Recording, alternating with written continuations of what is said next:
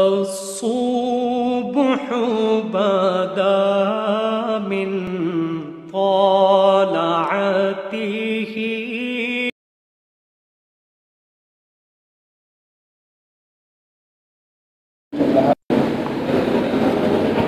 آیت نمبر 261 تک آیات کی آیت نمبر 261 کے بعد ہے الذین ينفقون اموالهم فی سبیل اللہ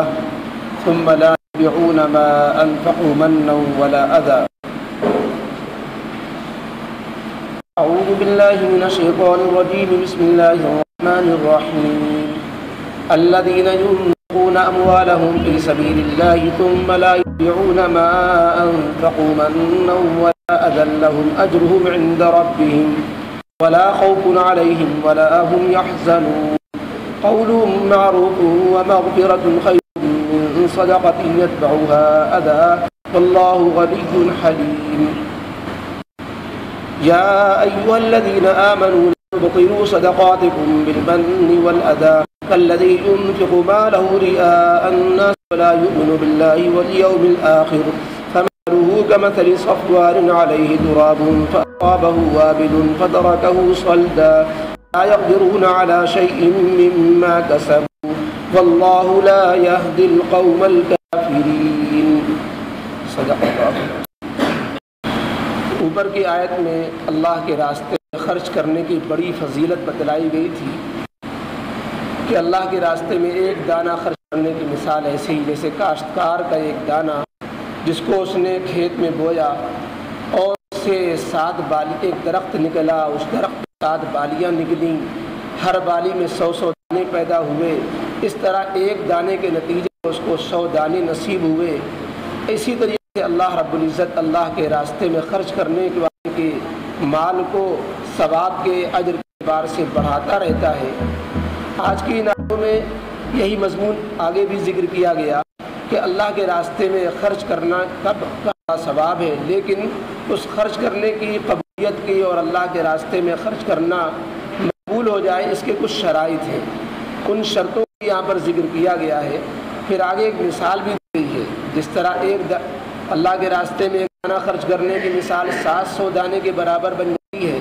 ایسے ہی بعض دفعہ اللہ کے راستے میں خرچ کرنا ضائع و بیکار بھی چلا جاتا ہے، کے فساد کی وجہ سے، کسی اور شرط پورا نہ کرنے کی وجہ سے۔ جو شرطیں ان آیتوں میں بیان کی گئی ہیں وہ 3 شرطیں ہیں۔ نمبر 1 شرط یہ ہے کہ اللہ کے راستے میں خرچ کرنے کے بعد جس پر خرچ کیا گیا ہے اس پر احسان نہ جتایا جائے، یعنی اس پہ احسان نہ دھرا جائے، ابھی تو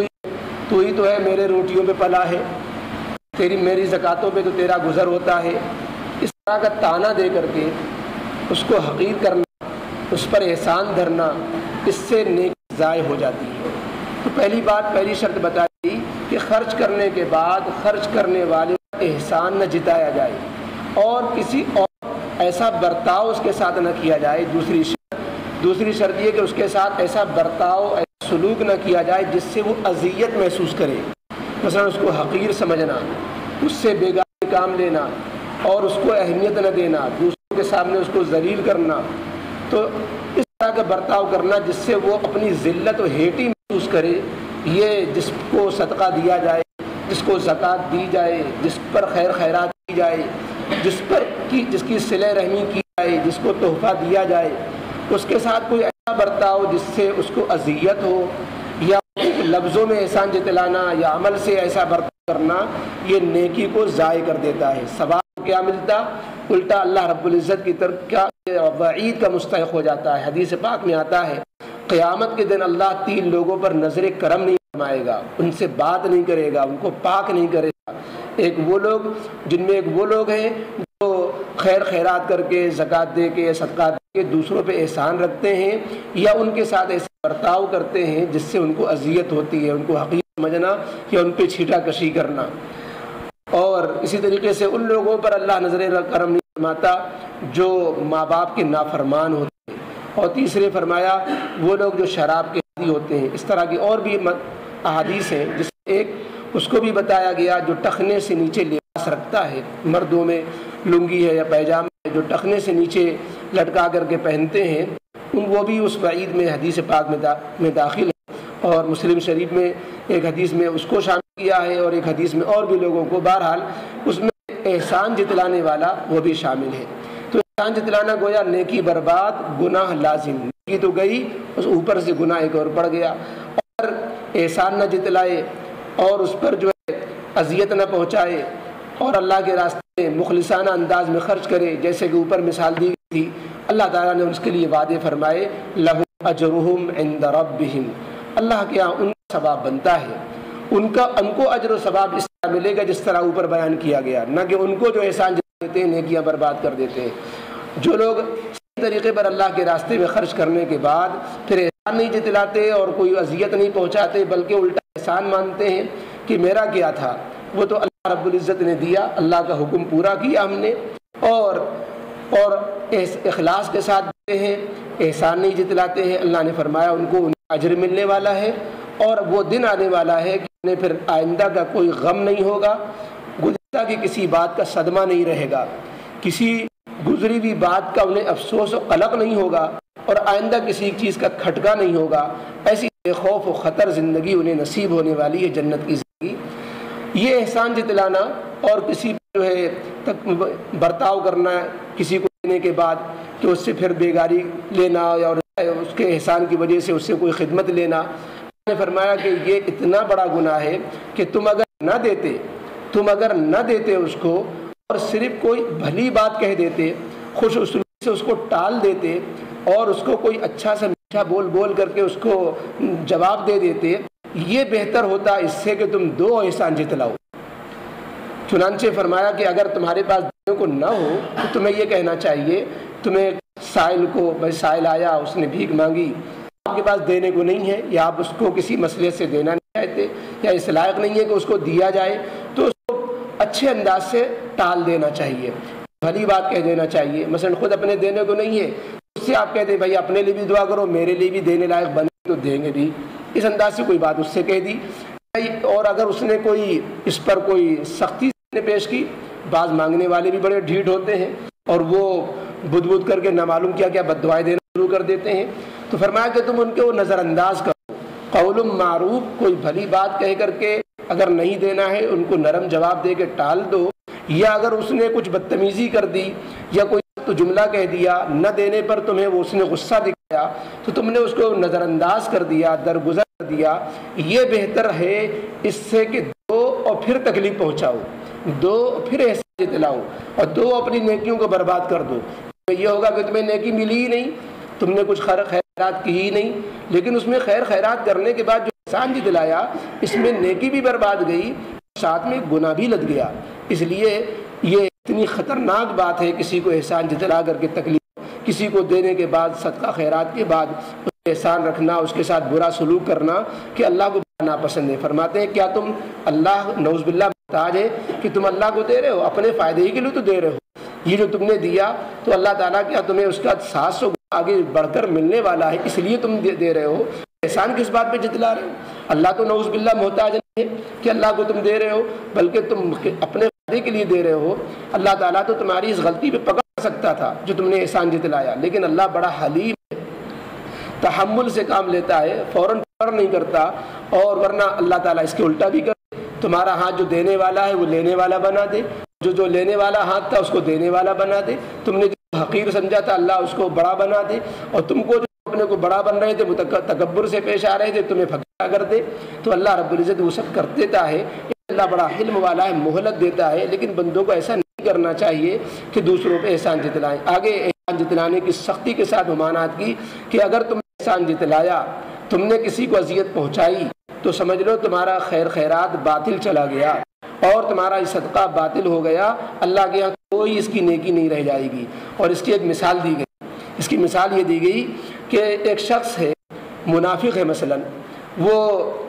نیت کے ساتھ تو دیتا نہیں، اخلاص اس کے اندر ہوتا نہیں، ریاکاری نماز پڑھتا ہے تاکہ مسلمان نظر آئے، ریاکاری کے لیے خیر خیرات بھی تھوڑی موڑی کر دیتا ہے دکھلانے کے لیے، جہاں لوگ جمع ہوں اور تھوڑا سا واہی ہو جائے، کوئی فلانے آئے اور فلانے نے اتنا دیا، تھوڑا اپنا نام ہو جائے، اس لیے وہ جو ہے اپنا نام پیدا کرنے کے لیے کچھ لوگوں کو دے دیتا ہے، نہ کہ اس سے آخرت کا دھیان ہے، نہ اسے اللہ کا صحیح ایمان ہے، دھیان ہے، اور وہ ریاکاری کے لیے کرتا تو اس کی مثال ایسی ہے،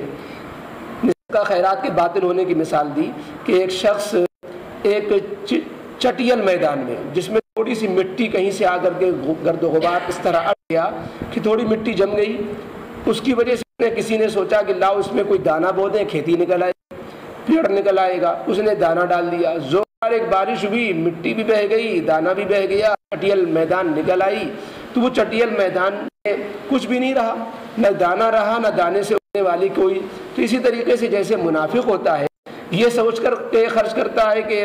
یہ دیکھیں گے، ہو سکتا ہے ہمیں ثواب بھی مل جائے، اور اگر ہم مر گئے تو شاید ہمیں کچھ نیکی مل جائے، لیکن ہوگا کیا کہ اس کی جو ریاکاری کا جو بارش پڑی، اس ریاکاری نے اس کے تمام خیر خیرات کو دھو دیا۔ وہ جو احسان جتلانا ہوا اس کی وجہ سے خیر خیرات میں پانی آ گیا، تو جیسے پانی اس کے دانے کو بہا لے گئی، ایسے ہی اس کی نیکی کو یہ جو ہے ریاکاری بہا لے جاتی ہے۔ تو اس لیے انسان کو یہاں پر 3 شرطیں آئیں کہ جس کو دیا جائے اس پہ احسان نہ جتلایا جائے، اس کو اذیت نہ پہنچائی جائے، اور خیر خیرات میں ریاکاری شامل نہ ہونے پائے، نمود، شہرت اور لوگ تعریف کریں گے جذبہ، یہ اگر شامل ہوا تو کچھ بھی ہاتھ نہیں آئے گا، دنیا میں کیا ہوا دنیا ہی میں دھرا رہ جائے گا، آخرت میں کچھ بھی نہیں پہنچے گا، کچھ بھی نہیں ملا، وہ دانہ ضائع ہو جائے گا۔ اور اگر تم نے ان شرطوں کا احساس کیا تو اس دانے کی مثال اوپر آ چکی ہے، اللہ صاحب دانے کے برابر بنا دے گا۔ ترجمہ ہے الذین ينفقون اموالهم رياء الناس، وہ جو خرچ کر الذین ينفقون اموالهم فی سبیل اللہ، جو لوگ خرچ کرتے ہیں اپنے مال کو راہ خدا میں، ثم لا يتبعون ما انفقوا، پھر وہ لوگ اپنے خرچ کے بعد نہیں جتلاتے منن احسان کو، ولا اذن، نہ جن کو دیتے ہیں ان پر کوئی جو ہے تکلیف کا برتاؤ، تکلیف کا سلوک کرتے ہیں، کوئی ایسا برتاؤ کرتے ہیں جس سے اذیت ہو، تو اللہ کا وعدہ ہے ایسے خرچ کرنے والوں کے لیے لہم اجرہم عند ربہم، ان کو پورا پورا اجر ملے گا ان کے پروردگار کے نزدیک۔ ولا خوف علیہم ولا یحزنون، ایسے خرچ کرنے والوں کے کیا کہنے، ان کو نہ تو کوئی آئندہ کا کوئی خطرہ کھٹکا رہے گا کہ آئندہ کوئی پریشانی کے لیے جو ہے کھٹکا لگا رہے، ولا ہم یحزنون، نہ کسی گزشتہ بات پر انہیں صدمہ رہے گا۔ قول معروف ومغفرۃ، اب اسی بات کو کہ آگے انسان کو احسان دلانا چاہیے، تکلیف نہیں پہنچانی چاہیے، تو اس کو فرمایا کہ اگر تم بھلی بات کہہ دیتے سائل سے، مثلا خود دینے کو نہیں ہے، ناداری ہے، اور کسی نے کر کے سوال کر دیا، یا جو کچھ دینا تھا وہ ختم ہو چکا، اب نہیں بچا، بعد میں کوئی سائل آیا، تو قول معروف، اس سے کوئی جو ہے قاعدے کی بات کہہ دینا، نرمی سے کوئی بول دینا، وہ مغفرۃ، اور اس نے اگر کوئی سختی سے پیش آئی اور اس نے کوئی الٹا سیدھا لفظ کہہ دیا، نہ دینے پر اس نے کوئی بددعا دے دی تو اس کو درگزر کر دیا، یہ درگزر کر دینا، نرمی سے ٹال دینا، خیر من صدقۃ یتبعها اذی، یہ اس خیر خیرات سے بہت بہتر ہوگا جس کے بعد اذیت پہنچائی جائے۔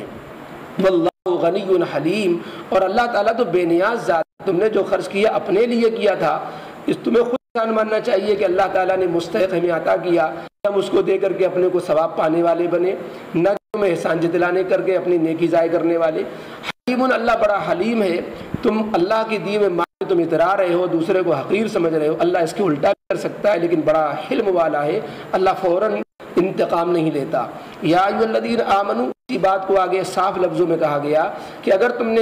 احسان جتلایا اور یہ حرکتیں کی تو تمہاری نیکیاں ضائع ہو جائیں گی۔ اے ایمان والو، لا تبطلوا صدقاتکم بالمن والاذی، اپنی خیر خیرات کو احسان رکھ کر اور ایذا دے کر بات نہ کر دیا کرو۔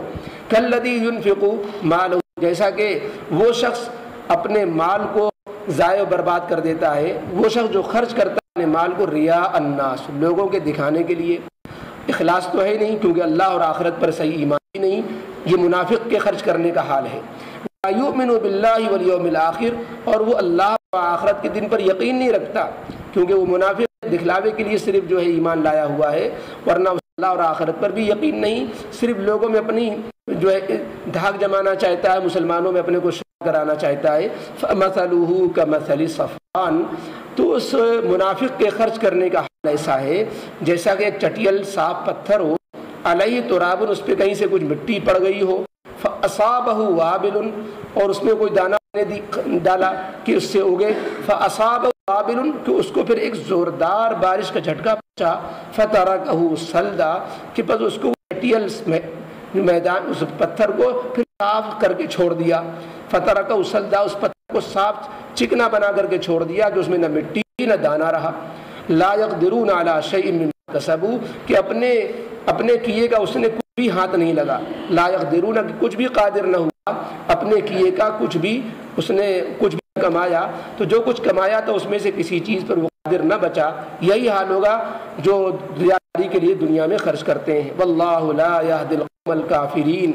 اور اللہ تعالیٰ کافر قوموں کو، یعنی ایسے لوگوں کو جو لوگوں کو دکھلانے کے لیے ریاکاری کے لیے حرکتیں کریں یا کھلے کافر ہوں اور ہدایت قبول نہ کرنا چاہیں تو اللہ انہیں ہدایت کی توفیق بھی نہیں دیتا، اور اللہ ان کافر قوموں کو ہدایت نہیں دیتا۔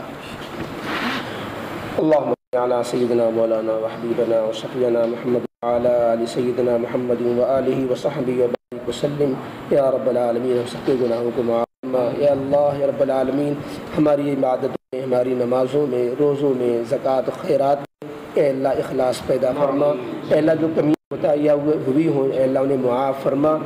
اے اللہ ان غلطیوں سے بچنے والا بنا۔ اے اللہ رب العالمین ہم کسی غریب کو اے اللہ حقیر نہ سمجھے۔